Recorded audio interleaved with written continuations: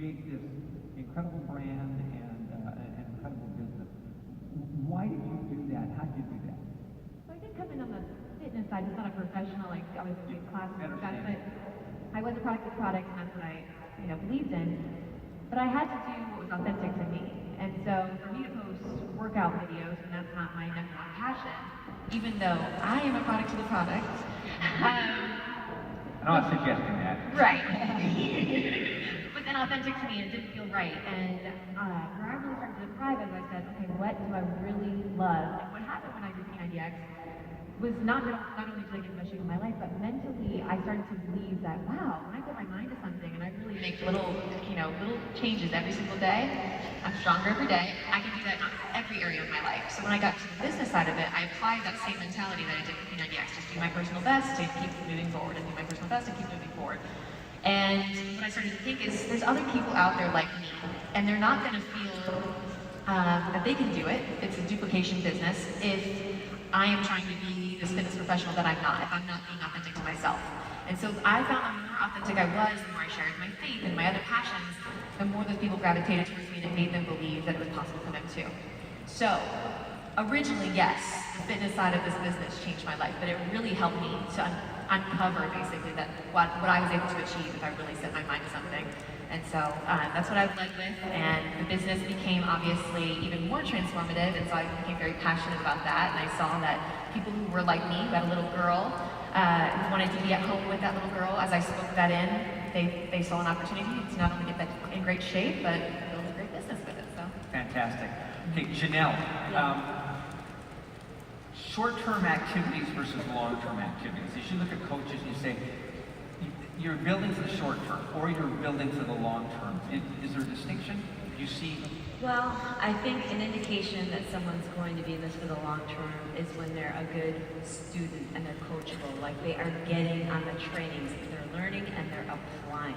Like you literally see that this training that you just had, they're applying that. Even though it's scary for them, they're still getting out there and just doing it. They're not trying to have all their ducks in a row, get everything perfect or whatever, or they're just listening to the trainings. They're listening to the trainings and they're applying things. Versus people that are in it for the short term, they just want things to happen quick. They want to shortcut everything, and they don't want to know exactly how to do it at all or learn how to do anything. They just want to do what they see someone else do and hope that that'll work, instead of really learn this business and do the behind the scenes tasks that you absolutely have to do to build that strong foundation. Fantastic. Man, there's so many questions we can ask. I'm trying to give you the best one. But as you look at where you are right now, what are the fundamental activities you continue to do every day that have never changed? Really getting out there and making sure that I reach out to people and not expecting them to come to me. Because people may think that once you start to achieve a level of success, and it doesn't mean superstar diamond, but even diamond, they'll come to a pause. And they think that the title, that if you put it on your Facebook bio, you start to draw people in, and you don't need to personally go out and invite. And they don't keep track of a list, and that list is so critical and important. So for me, I really do heavily focus on reaching out specifically, even to people from my past that are still on my yellow pad list from 8 years ago.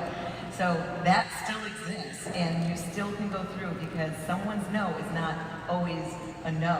It could be they just need to step back and stalk you a little bit to see if what you're saying is legit, or if that's going to change next week when you have a bad day. So that's the biggest part, is making sure that go out there and constantly keep inviting, and that's something that I continually do all the time. Yeah. Okay, Melissa. Right time. We got one more. 8 years, what keeps you motivated for these past 8 years?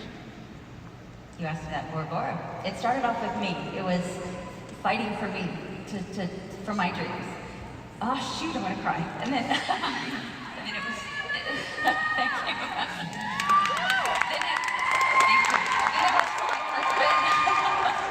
Fighting for my husband to bring him home. And now it's my team. I fight for my team. That keeps me motivated. Well, as I sit and listen to you, sometimes we want to get that magic, that secret formula, that's there. And listen to you, realize there's no secret formula. to this. There's common sense, there's common practice, and there's just that consistency of continually making yourself better. And I talked about this in my opening a little bit.